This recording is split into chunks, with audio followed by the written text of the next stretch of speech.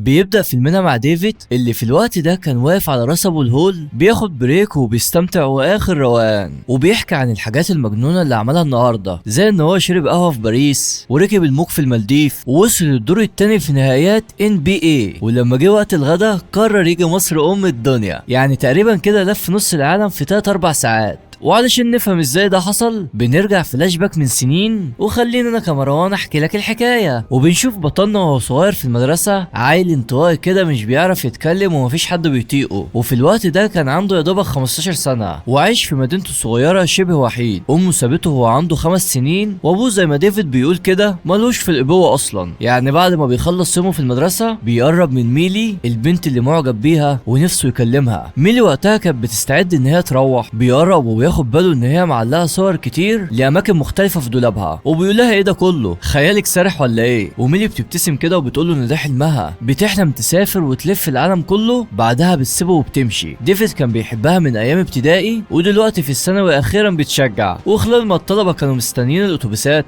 بيقرب من ميلي وبيديها هديه متواضعه، كره ثلجيه شفافه جواها برج ايفل. ميلي في الوقت ده بتكون متفاجئه لكنها بتبتسم وبتقبلها علشان ما تحرجهوش. وفجاه مارك بيظهر، ده بقى بلطجي المدرسه واللي بيحب يعمل شغب ويعاكس البنات، وبيخطف الكرة من ايد ميلي وبيبدأ يتريق على ديفيد والهدية بتاعته. والبنت بتحاول تهدي الموقف لكن مارك مش بيسمع، ولما بيستوعب كلامها بيعتذر وبيمد ايده علشان يرجع الكرة، لكن قبل ما ديفيد يوصل لها مارك بيرميها في نص البحيرة المتجمدة. ديفيد بقى من غير ما يفكر بيجري ناحيتها، رغم ان ميلي بتنادي عليه وبتحذره وبتفكره ان طبقة الجليد تحتها رقيقة وخطيرة، لكن ما بيسمعش وبيعمل اللي في دماغه وبيوصل للكورة. لكن لما بيبص لميلي علشان يطمنها بتحصل كارثة، والتلج بيتكسر تحتيه وبيلاقي نفسه بيغرق شهيد في الحب بقى، والميه بتسحبه كل ما بيحاول يطلع. ومكتوباله مالي بقى بتكون منهارة وبتحاول تساعده، لكن مارك بيمنحها لان بكده هي كمان ممكن تغرق. الجميع كانوا واقفين عاجزين عن انقاذ ديفيد اللي خلاص كان ابتدى يبقلل، وفجأة بيحس بقوة غريبة بتسحبه وبينتقل وبيلاقي نفسه في مكتبة عامة، وبكل الميه اللي بينقلها معاه هناك كارثة. احساسه وقتها كان خايف ومحتار ومتلخبط ومصدوم دايق، وبيخرج وهو تعبان وبيمشي ناحية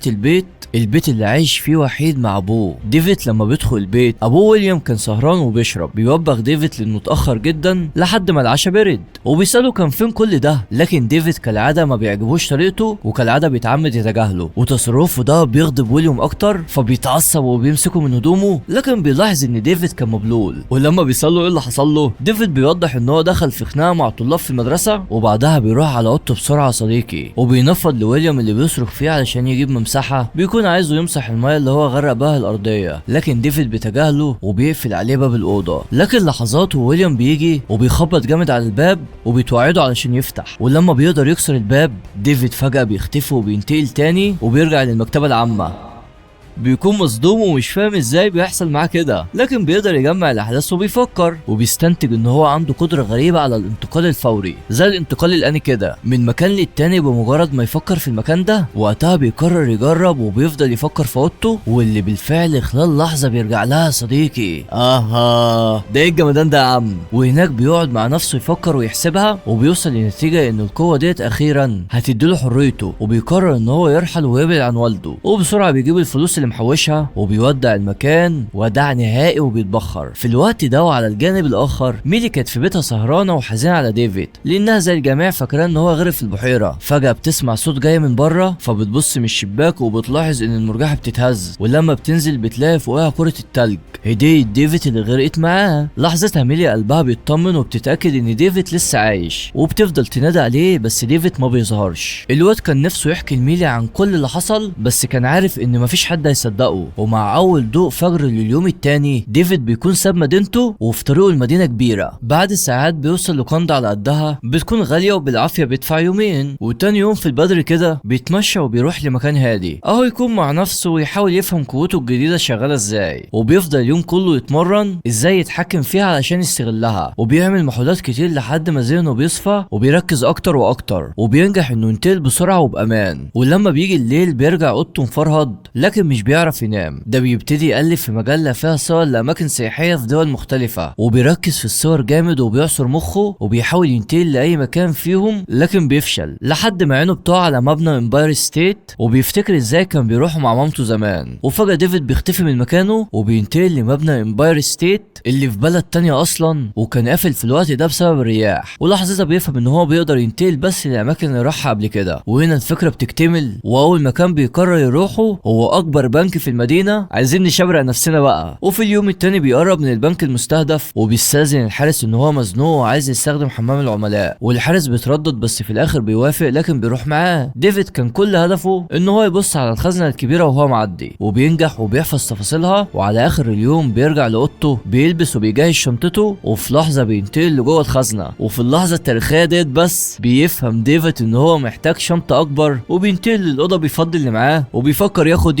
ايه، فبياخد بطانية بدل الشنطة. وبعدها صديقي بيفضل الليل كله كان بينقل الفلوس رايح جاي لحد ما تعب وبيستكفى. قنوع يا ابني. بعد ساعات البنك بيتفتح وبيكتشفوا الكارثة، وخلال ما الشرطة بتحقق ومش فاهمين السرقة تمت ازاي والخزنة ما اتفتحتش اساسا، بيوصل شخص غامض ومريب اسمه رولاند، وبيعرف نفسه ان هو من وكالة الامن القومي، يعني صاحب سيادة، لكنه في الحقيقة قائد جماعة اسمها البلدين. والجماعة ديت مؤمنة ان الجامبرز اللي عندهم قدرة التنقل زي ديفيد كده مجرد مخلوقات شاذة ولازم يتم القضاء عليهم. مدير البنك بيبتدي يشرح اللي حصل، بيكون هيتجنن، وبيأكد ان الخزنة ديت معمولة بأحدث اجراءات التأمين، يعني مش سهل حد يخترقها ويمشي من غير ما يتلقط. لحظتها لوريند بيطلب يشوف تسجيلات كاميرات المراقبة وكمان كل اسماء الناس اللي عندهم صناديق امانات في الخزنة، لكن المدير بيرفض وبيوضح ان المعلومات دي سرية. بس لوريند بيرد ان اللي سارق اكيد ليه علاقة بحد في البنك، علشان كده لازم ياخد التسجيلات والاسماء، لكن شكله معرفش يوصل لحاجة. بيعدي الوقت وبيمر 8 سنين. هتقولي 8 سنين يا مروان؟ هقولك 8 سنين يا صديقي. وديفيد بعد العز سبحان مغير الاحوال، عايش حياة فخمة في احسن مكان واحسن اطلالة في نيويورك، وحاطط الصور لكل الاماكن اللي راحها على الحيطان. وبنلاحظ ان هو بينتقل جوه البيت بمنتهى السهولة، وواضح ان هو قدر يسيطر تماما على قدرته. وبالنسبة للكاشات فالراجل كان عامل أوضة مخزن فيها أشكال وألوان من كل البلاد اللي زارها. في الوقت الحالي ديفيد بقى غير حريص بالمرة، وبيعمل حاجات مجنونة من غير ما يحسب حسبته، يعني ممكن ينتقل للجزء التاني من العالم لمجرد إن هو يسهر سهرة. وفي الليلة ديت بينتقل عند بنت شدته وعجبته، وخلالها بالغلط بيخبط في جريفن اللي بياخد باله إن ديفيد بينتقل، لكن المريب إن هو بيقف ساكت مش مستغرب. تاني يوم ديفيد بينتقل لفيجا علشان يركب الأمواج، وبعدها كالعادة بيطلع على مصر الدنيا وبيتغدى في الهرم. خلاص يا عم هنعمل لك لايك، يديله لايك يا صديقي عشان زار الاهرامات. في الوقت ده وفي جزيره استوائيه بنشوف واحد بيحاول ينتقل لكن مش قادر علشان في سلك مربوط في جسمه ومعلقينه في شجره. ورولاند بيوصل وهو ماسك خنجر اثري، والشاب بيكون مرهق وبيساله ليه بيعمل كده. ورولاند بيرد عليه ان هو ما يستحقش الحياه لانه كيان شاذ ولازم يتشال من الوجود. في اللحظه ديت بيجيله اتصال بيعرف منه خط يوصله بعمليه سرقه البنك، السرقه اللي عملها ديفيد من سنين. بس صديقي وفي اليوم ده ديفيد بيرجع لشقته علشان يلاقي رولاند مستنيه بعد ما اتاكد تماما ان ديفيد هو اللي سرق البنك. ولكن ديفيد الذكي بيفهم في لحظه ان الراجل ده مش بوليس، وبيفكر ازاي يهرب من الموقف ده. لكن لوريند بيطلع عصايه الكتريك وبيدي، وبيكشف لديفيد انه عارف بالقوه الخارقه اللي عنده. لحظتها ديفيد بيحاول يراوغ وينتقل، لكن كل اللي بيعمله انه بيختفي وبيرجع ورا. لوريند مش ابعد، بيحاول يجرب تاني، لكن لوريند بيشده بالعصايه اللي بتضعف قوته. وديفيد بيحاول للمره الثالثه لكن اخره بيوصل للحيطه يا صديقي، فبيحاول يستخدم صوره من اللي متعلقه علشان يقفز لولايه تانيه، بس بيكتشف ان عصايه لوريند مأثره على قدرته وبتعطله، ومع ذلك مش بيستسلم، وبيلاقي فتحه يهرب منها لاوضه تانيه، والحيطه اللي عبر من خلالها بتقطع تاثير العصايه. وقبل ما رولاند يوصل له ديفيد بيكون جمع شويه فلوس وبينتقل لاوضته القديمه في بيت ابوه. الصوت اللي بيعمله ويليام بيسمعه من تحت وبيحس بابنه، فبيطلع لفوق وبيجري على اوضته، لكن الباب مقفول، وبينادي على ديفيد بحزن: يا ابني سمعني صوتك، انا حاسس بيك. وبيطلب منه ما يمشيش ويسيبه تاني، وبيوعده ان هو هيبقى احسن، لكن ديفيد ما كانش بيرد، والراجل بيحس ان هو اتجنن وبيتخيل، فبيقرر يقطع الشك باليقين، وبيروح يجيب مقص علشان يكسر الباب. ولما بيرجع بيقوله ان البيت مفتوح له في اي وقت. وديفيد بقى صديقي بيحن وبيتكلم وبيأكد له ان هو موجود بالفعل وانه مش مجنون، وبينتقل قبل ما ويليام يكسر السلسله ويدخل. الراجل كان واقف مبلم ومش فاهم حاجه. بنسيب الاب في قهرته وبنروح للورين اللي بيكلم فريقه وبيعرفه بيعرفهم ان ديفيد هرب منه، لكن دلوقتي اصبح معاهم كل اماكن القفز اللي ديفيد بيستخدمها. لو على ديفيد فده نسبيا هيعرف يبعد وهي من شرهم، لكن الكارثه ان لورند خلال تفتيشه بيلاقي صوره ومعلومات عن ميلي. بنروح لديفيد اللي في الوقت ده بيوصل عند بيت ميلي، بيكون عايز يشوف ملكه البريء ويحس ان هو نضيف شويه. البنت وحشته ونفسه يعترف بمشاعره. مدام هاريس مامة ميلي اول ما بتعرف اللي قدامها ده ديفيد بتتصدم، وبتكون صدمه فرح لان ميلي طلع عندها حق. طول الوقت كانت متاكده ان ديفيد عايش، وبتحضنه بحبه لانه من ريحه الحبايب. وبتعرفوا ان ميلي غيرت سكنها وبتديله عنوانها الجديد، وبتعرفوا كمان البار اللي بتشتغل فيه فتره مسائيه. يا نهار اسود، الملاك شكلها انحرفت، وبيكون مستغرب ان هي لسه موجوده في نفس المكان مع انها كانت بتحلم تلف العالم. المشهد اللي بعده ديفيد بيوصل للبار وبيقف من بعيد يتفرج ويتابع ميلي ومتردد. البنت شغاله هنا لكن اعتقد ان هي محترمه يا صديقي. وعلى هذا الحال بيفضل لساعه كامله لكن ما بيلاقيش الشجاعه وبيقرر يمشي. بيكون مستغرب انا اسد ازاي وقدامها بقلب فار. خلال خروجه بقى بيخبط في واحد كلنا عارفينه. مين بقى يا صديقي؟ ايوه هو مارك، زميلهم الرخم اللي بسببه غرق ديفيد في الجليد زمان. ديفيد بيعمل نفسه مش فاكره، لكن مارك لسه على عهده مع رخامه، وبيصر ان هو عارفه وعايز يقعد معاه على البار وبيطلب له مشروب كمان. رخم يعني. وهنا بيحصل الشد والجذب، والموقف بيتطول لما مارك اتحرش بميلي قدامه فبيهجم عليه وبيشتبكه. بيكون واضح ان مارك اقوى، لكن ديفيد بيستدركه للخارج وبينتقل بيه فجاه لخزنه البنك اللي سرقه. ومارك بيترعب ومش فاهم اذا كان ده جن ولا شيطان، وبيفضل يترجى ديفيد اللي في لحظه بيختفي قدامه وبيرجع للبار. ميلي اول ما بيشوفه بتجري تطمن عليه، وديفيد بيتوتر وبيعمل ان هو مش واخد باله منها، لكن البنت صديقي الصراحه كانت قفشه من البدايه. وبنعرف ان هي شافته من اول ما دخل وخدت بالها ان هو فضل متابعها لمده 45 دقيقه. ولما بتساله عن مارك وانه اكيد هيحاول ينتقم، ديفيد بيطمنها وبيقول لها ان مارك سافر ومش هتشوف وشه تاني. بعدها بيرجعوا للبار وبيقعدوا يشربوا ويسترجعوا الذكريات، وبيكون واضح ان الاعجاب بينهم متبادل. لكن بالامانه ديفيد بيكون مستغرب لانه فاكرها دلوقتي بتلف العالم، فبترد ان هي بعد ما كبرت اتصدمت بالواقع والدنيا كان لها اقدار تانية عكس حلمها. وهنا بيتفحل فضوله وبتساله بيشتغل ايه، فبيرد ان هو شغال في مؤسسه كبيره بتمتلك مجموعه بنوك، وبيوضح انه ما وصلش للمنصب ده غير بعد شقه وعرق. ميلي بتكون مبسوطه وفاكره ان هو راجع المدينه وهيستقر هنا، فبتساله ناوي يعمل ايه، لكن بيفاجئها ان هو بيفكر يروح روما، وهو عارف كويس ان هي كانت بتحب تزور المكان ده. واللي احلى من كده بيعرض عليها ان هي تيجي معاه. على غير العاده بيكون واثق من نفسه لانه عارف ان ده عرض مستحيل ترفضه. تاني يوم ديفيد وميلي بيوصلوا روما. هتقولي سهله كده يا مروان؟ هقولك سهله يا صديقي، الفلوس بتعمل معجزات. شويه وبيوصلوا عند فندق 7 نجوم، والسواق بيحاول ياخد الشنطه اللي على ظهر ديفيد، لكن ديفيد بيشدها منه بسرعه وبيقول ان هو هيشيلها بنفسه. لكن البنت ما بتركزش وبتفتكرها حركه علشان يضحكها. على الجانب الاخر في مركز الشرطه لورند بيحاول يدخل يستجوب مارك اللي قفشه في خزنه البنك. لورند بيقول للمحقق ان هو من CIA، ولكن المحقق بيمنعه وبيقول ان هو مش هيدخله غير لما يشوف امر فدرالي مكتوب. وبالنسبه للورند فاللي ما جاش بالذوق بيجي بالغصب وبيديله واحده، فبيروح في نوم عميق. بعدها بيدخل اوضه التحقيق وبيحقق مع مارك. بيكون عامل زي الحيه وبيساله كنت بتعمل ايه في الخزنه المسروقه ودخلت ازاي اساسا.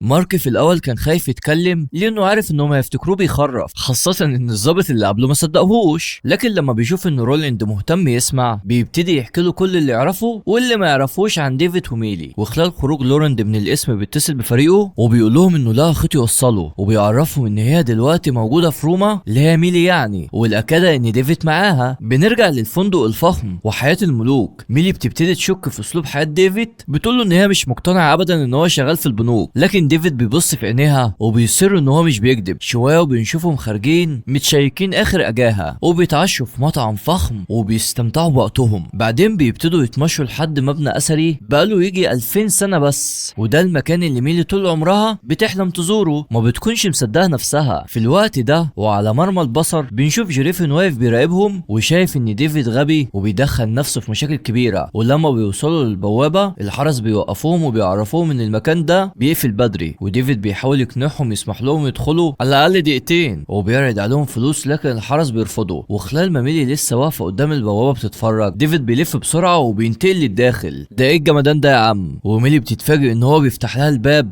ولما بتساله ازاي البوابه اتفتحت بياكد لها وبيقول لها ان هي كانت مفتوحه اصلا، وبيعرض عليها يستغل الموقف ويعملوا جوله خاصه. بتكون متردده لكن في الاخر بتدخل بقلب معاها. مالي بتكون منبهره بحلبه المصارعه القديمه، كل ثانيه فيها تفصيله ومركزه في الجمال والعظمه بتاعه المكان، وما بتاخدش بالها من ديفيد اللي بينتقل لسكن المصارعين وبيفتح لها من جوه الباب اللي بيوصل للحلبه. ولما بترجع تبص بتلاقي الباب مفتوح، وكالعاده مالي ما بتشكش وبتدخل، لكن الباب الرئيسي المؤدي للحلبه نفسها بيكون مقفول باحكام. وبعد محاولات كتير لفتحه، ديفيد بيقترح ان هي تستنى هنا لحد ما يدور على مدخل خلفي، وبمجرد ما بيبعد عن عينيها بينتقل بسرعه لداخل الحلبه. لكن المفاجاه انه بيقابل جريفن هناك. جريفن بيحذره ما يفتحش الباب لميلي، ده يعني لو مش عايز يعرضها للخطر، وبيتريق عليه وبيقوله انه بيتصرف بتهور وكانه قدرته ديت لعبه، وبيفضل يعنفه وبيستفزه. ولما ديفيد بيحاول يواجهه، جريفن بينتقل قدامه فجاه وبيكتشف ان هو كمان جامبرز زيه، يعني مش عدو، هو جاي بس يحذره من الانتقال المستمر وعدم حرصه، وبيعرفه ان الموضوع ليه تبعات، وان في جماعه دينيه بيدوروا على اي حد شبهنا وعايزين يقتلونا، وبيقتلوا معاهم حبايبهم وقرايبهم كلهم. وفجاه بيظهر 2 من الجماعه دي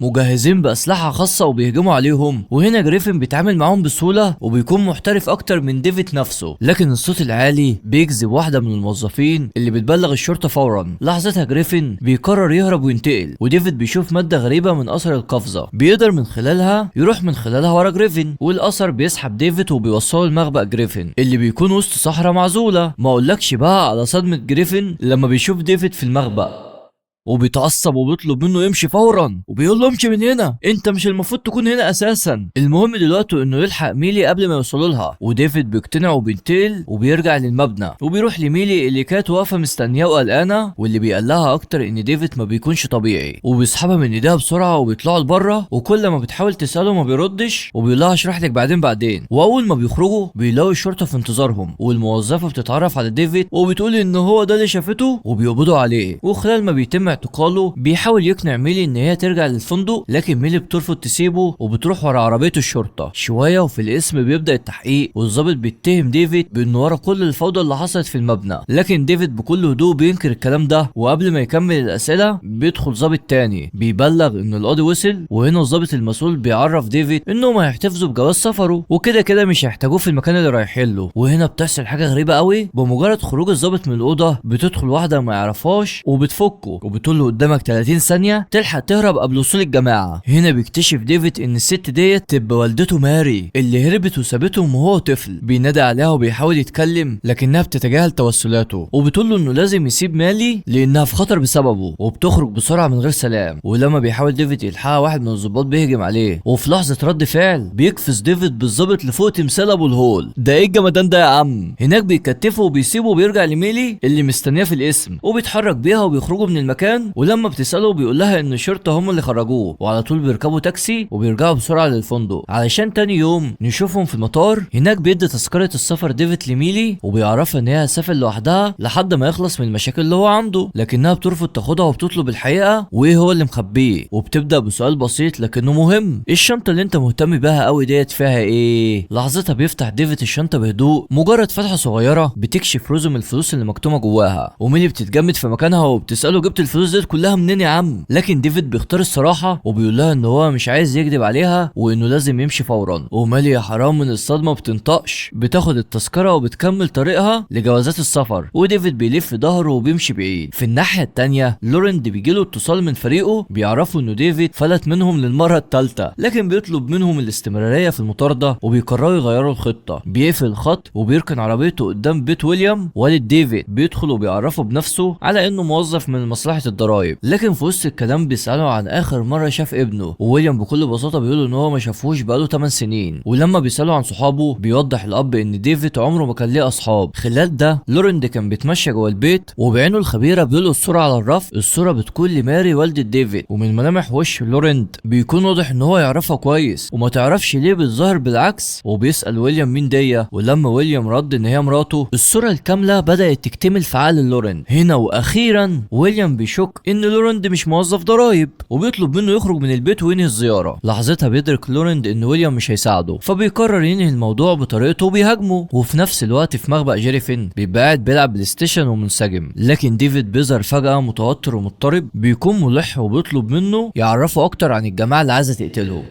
وجيريفين بيطلع بطل كبير طول السنين اللي فاتت، وزي ما الجماعه كانوا عايزين يقتلوه هو كمان كان بيصطاد في رجالتهم، وبيوضح ان هدفهم الاساسي هو القضاء على اي جامبرز زيه وزي ديفيد. الموضوع ده واجب ديني مقدس عندهم، وانهم بيدوروا ورانا من سنين ومستعدين يعملوا اي حاجه لتحقيق هدفهم ان هم يقتلونا ويقتلوا كل العائلات بتاعتنا. علشان كده انا ما اتجوزتش لحد دلوقتي. اول ما ديفيد بيستوعب ان الناس اللي بيحبهم بيبقوا في خطر بيقفز فورا لبيته في البلده الصغيره، لكن بيوصل متاخر. الجماعة كانوا وصلوا قبله وابوه واقع على الارض ومصاب يا صديقي، ومن غير تفكير بيشيل ويليام وبيكفس بيه للمستشفى. لكن خلاص يا صديقي كان الوقت فات، وديفيد بيتجمد ومشاعر الغضب والحزن بتتجمع جواه وبتنفجر، وبعدها بينتقل فورا للسجن اللي مارك محبوس فيه، وكالعادة بيقطع له الخلف وبيقفشه وبيهدده ان هو هيرميه من فوق جبل ايفرست لو ما اتكلمش. لحظتها مارك بينهار وبيقول كل حاجة، وان هو اللي عرفه عنوانه وكمان عنوان ميلي. شوية وديفيد بيرجع للمخبأ، المرة دي مش للفضول لكن علشان استعداد للقتال، عايز اي حاجه تساعده ينتقم. لكن جيريفين بيحاول يهديه وبيقول له ان رولاند خطر جدا ودموي، وبيظهر له جرح في جسمه السبب فيه رولاند، وبيطلب من ديفيد ينسى الموضوع ده، وبيوعده ان هو هيتكفل بيه لوحده. قال له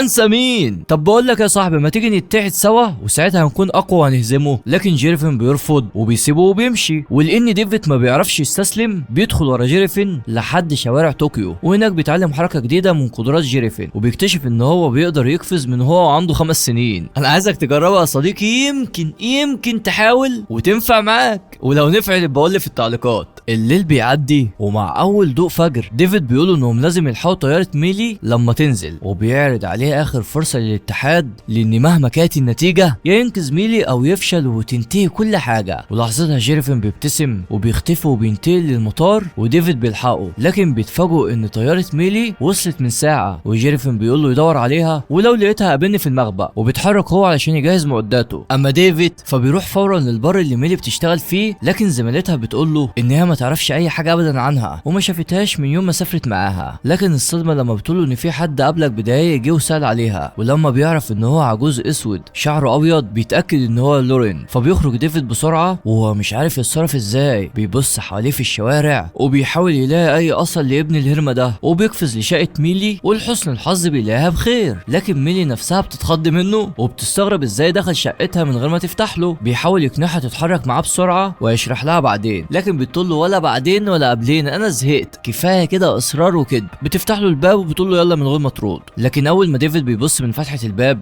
بيشوف الجماعه تحته طالعين. وقتها بيقرر ان مش هيمشي الا وميلي معاه. ميلي بقى عايزه الحياه قبل اي كلام، المشكله ان مفيش وقت، وديفيد على السريع بيعترف ان الفلوس اللي في الشنطه سرقها من البنك. وفجاه بيختفي وبيظهر قدامها، والبنت يعني بعد اللي شافته بتترعب وبتحاول تهرب، لكن ديفيد بيحضنها وبيقول لها ما تخافيش، وبيقفز بيها بغضب لحجر جيريفين علشان ينقذ حياتها. والبنت بعد اللي شافته اعصابها بتسيب وبتطلب منه يسيبها في حالها، فبيعتذر لها وبيأكد لها ان هو بينقذ حياتها. المصيبه ان ديفيد ما كانش يعرف ان الجماعه معاهم جهاز متطور بيخلوهم يدخلوا من الثقوب اللي بينتقلوا من خلالها، يعني عمل مصيبه كبيره هو ما كانش عارف حجمها. وبيعتذر لصاحبه وبيحاول يشرح له ان هو ما كانش عنده خيار، لكن جيريفين بيتعصب وبيقول له لازم نهرب، لكن كان فات الاوان.